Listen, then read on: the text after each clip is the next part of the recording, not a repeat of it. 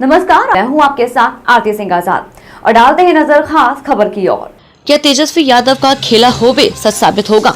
संवाद के इस एपिसोड में हम बात करेंगे बिहार में जीतन राम मांझी के राजनीतिक पैंतरेबाजी की, जिसमें एनडीए के साथ नीतीश कुमार की सांस अटकी हुई है। जी हाँ, 12 फरवरी को नीतीश सरकार के बहुमत साबित करने से पहले पूर्व मुख्यमंत्री जीतन राम मांझी ने बिहार की राजनीति में नई आशंका सामने ला दी है। उन्होंने मंत्रिमंडल में एक और मंत्री पद की दावेदारी की है। उन्होंने कहा कि हम पार्टी से अनिल कुमार सिंह को भी मंत्री बनाया जाए। उन्होंने यह भी कहा कि मुझे महागठबंधन की तरफ से सीएम को ऑफर मिला था, लेकिन मैंने उसे ठुकरा दिया, इसलिए मुझे मंत्रालय में 2 सीट नहीं मिली तो यह मेरे साथ अन्याय होगा। उन्होंने कहा कि मैंने अमित शाह, नीतीश कुमार और नित्यानंद राय सहित अन्य नेताओं से बात की है। जीतन राम मांझी को पैसा और पद से नहीं तोला जा सकता है, इसलिए मैं एनडीए के साथ हूँ। कहने को तो मांझी ने कहा है कि मांझी को पैसा और पद से नहीं तोला जा सकता, लेकिन पलटी करने में जीतन राम मांझी का भी रिकॉर्ड नीतीश कुमार से खराब नहीं है। मांझी ने भी कई मौके पर गठबंधन की अदला बदली की है। राजनीति में कोई स्थायी दोस्त या दुश्मन नहीं होता है।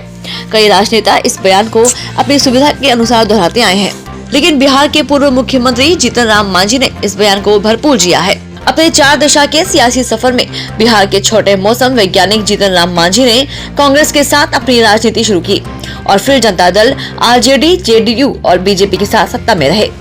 1980 से सियासत शुरू करने वाले जीतन राम मांझी अपने 4 दशक के राजनीतिक सफर में 8 से ज्यादा बार पारा बदल चुके हैं। अब अगर उनके बयान और सौदेबाजी को देखें तो ऐसा प्रतीत होता है कि जितना लंबा जी फिर से दल बदलने की तैयारी में दिखाई देते हैं। दरअसल राजनीति में जीतन राम मांझी किसी के नहीं है और सभी के हैं। राजनीतिक विश्लेषकों का भी मानना है कि जीतन राम मांझी मजबूरी का फायदा उठाना अच्छी तरह जानते हैं। शायद यही वजह है कि बदलते बिहार के राजनीतिक माहौल में जीतन राम मांझी एनडीए गठबंधन को तकरीबन ब्लैकमेल करने के मूड में आ गए हैं। ताजा राजनीतिक घटनाक्रम में कांग्रेस पार्टी ने जीतन राम मांझी को एक खुला निमंत्रण देते हुए कहा कि अगर वह बिहार में महागठबंधन में शामिल हो जाते हैं तो जीतन राम मांझी को मुख्यमंत्री बना दिया जाएगा।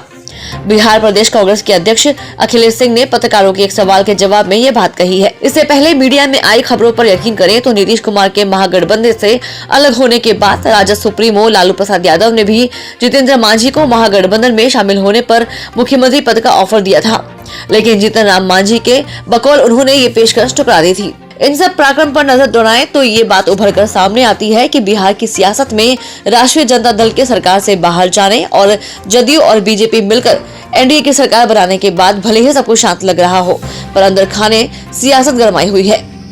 तेजस्वी यादव के बयान बिहार में अभी खेला बाकी है के बाद कयासों का बाजार गर्म है।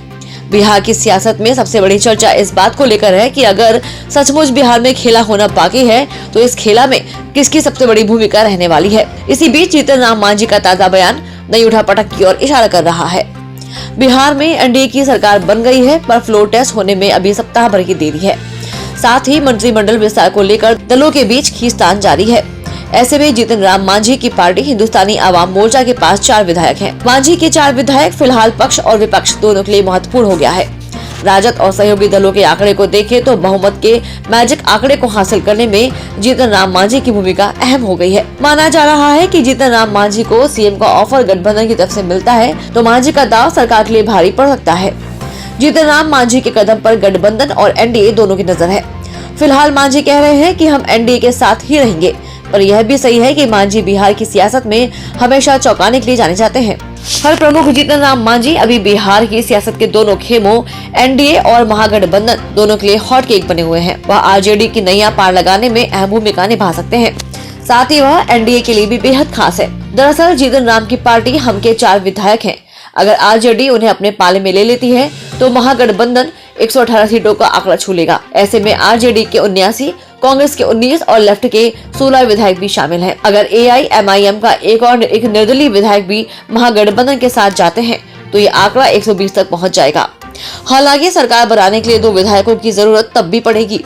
खबर है कि इसके लिए भी अंदर खाने जुगत जारी है और जदयू के ऐसे विधायकों पर जो तेजस्वी को चाहते हैं उस पर भी दाव खेला जा सकता है। ऐसे और भी विश्लेषण देखने के लिए जुड़े रहिए अपने इसी चैनल लोक पंचायत पर।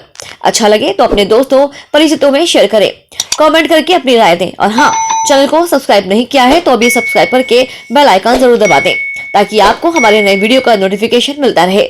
धन्यवाद।